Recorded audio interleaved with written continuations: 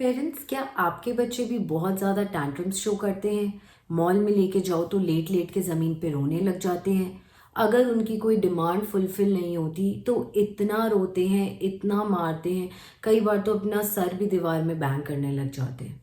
अगर इन सब में से कुछ भी आपके साथ होता है, that means your child has a tantrum issue and you need to resolve it as soon as possible.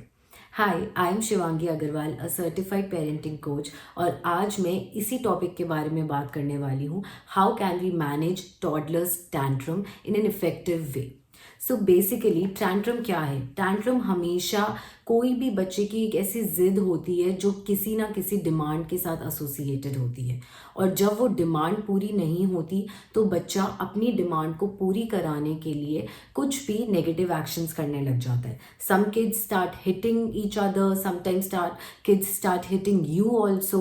Sometimes they'll start crying, sometimes they'll cry so loudly that their face will become blue. Some kids will also vomit. वो ज़्यादातर उस case में होता है जब बच्चे खाना नहीं खाना चाहते और मॉम उनको फोर्स करती हैं खाना खाने के लिए, तो उनका एक टैंट्रम इस वे में भी आता है कि वो वॉमिट करने लग जाते हैं। एंड द पेरेंट, उस मोमेंट पे पेरेंट डर जाता है और पेरेंट को लगता है ठीक है, खाना मत खाओ बट वॉमिट वगैरह मत करो। तो बेसिकली ये सब किसी ना किसी फॉर्म के टैंट्रम्स हैं, एंड टैंट्रम्स को मैनेज करने के लिए एक बहुत ही अच्छी अप्रोच बताई गई है जिसको बोलते हैं avoid and ignore approach. So basically इस अप्रोच में क्या होता है, जनरली जब बच्चे कोई भी टैंट्रम शो करते हैं तो पेरेंट्स का क्या रिएक्शन होता है? Parents also get super aggressive. या तो वो बच्चे को मारने लग जाते हैं या डांटने लग जाते हैं या शाउट करने लग जाते हैं, और sometimes the parent will himself और herself walk away from the room saying कि ठीक है, आपको जो करना है आप करो, मैं भी आपके पास नहीं बैठ रही हूँ and I am going to the other room.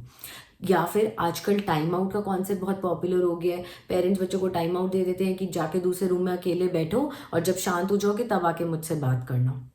But ये सभी गलत स्ट्रैटेजीज होते हैं। तो बेसिकली जब भी आपको पता है कि आपका बच्चा किसी भी फॉर्म की जिद कर रहा है, टैंट्रम शो कर रहा है, या फिर कोई भी एक नेगेटिव इमोशन से डील कर रहा है, तो उसके लिए सबसे पहले आपको अपने आप को काम एंड कंफर्टेबल करना होगा।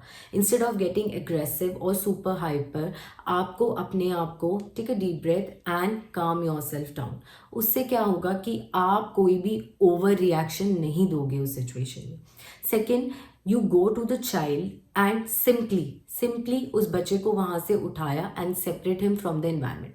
फॉर एग्जाम्पल, अगर एक बच्चा दूसरे बच्चे को हिट कर रहा है and you don't want that to happen, और your child is throwing things around and आपको पता है कि उससे उस चाइल्ड को लग जाएगी, आप सिंपली अपने बच्चे के पास जाओ एंड उस बच्चे को वहां से उठाओ और उसको दूसरे रूम में ले जाओ। बेसिकली आपको उसका एनवायरनमेंट चेंज करना है। Next, now you tell the child that I am there for you. आपको जो भी फील हो रहा है, I am there for you, mama loves you, and please आप जब नॉर्मल हो जाओगे तब हम बात करेंगे। Give yourself and your child the breathing space, ताकि आप भी अच्छे डिसीजंस ले सको और आपका बच्चा भी समझ पाए कि एक्चुअल में उसके साथ क्या हो रहा था। Now when everything is over, पूरा सिचुएशन हो चुका है, now you talk to your child. जब सब कुछ काम है, एक कंफर्टेबल पोजिशन में आप लोग आ गए हो, this can happen a few hours later also. Now to talk to your child. Now validate his feelings and talk to him properly कि क्या हुआ था and why were you behaving like this. तो इन सब चीज़ों से क्या होगा कि आपके बच्चे को वेंट भी मिलेगा और आप उसको प्रॉपरली समझ पाओगे कि वो ऐसा क्यों करता है। लेकिन ये जो अवॉइड एंड इग्नोर अप्रोच है, इसका एक बहुत लंबा प्रोसेस है और मैंने आपको अभी सिर्फ इग्नोर वाला पार्ट समझाया है।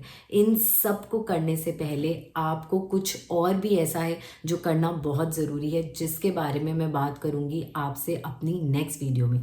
So stay tuned and like, subscribe, share my channel, ताकि आपको ऐसे ही पेरेंटिंग अपडेट्स रेगुलर बेसिस पे मिलते रहें।